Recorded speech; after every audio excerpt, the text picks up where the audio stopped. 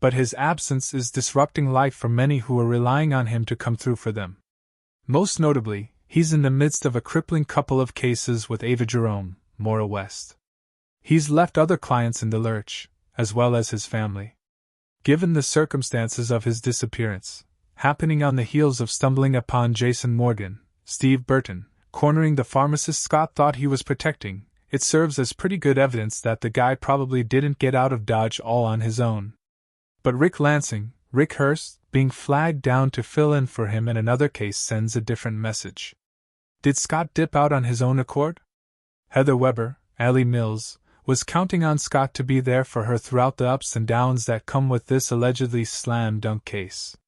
When he didn't show up at the hospital for her lab work appointment, she was startled to hear Elizabeth Baldwin, Rebecca Herbst, say he had taken a big case out of town and wasn't going to be there. But it seems as soon as Rick showed up, all of Heather's anxiety was relieved. She'll be okay to get things started, but we're certain she's expecting him to be back before her first court date. Ava Jerome, Mora West, is a very different pill than Heather. Ava expects Scott to be at her beck and call, and she's quite a demanding client who ends up in trouble more often than most free citizens ever do. When she calls on him and he doesn't respond in kind right away, she only gets more anxious.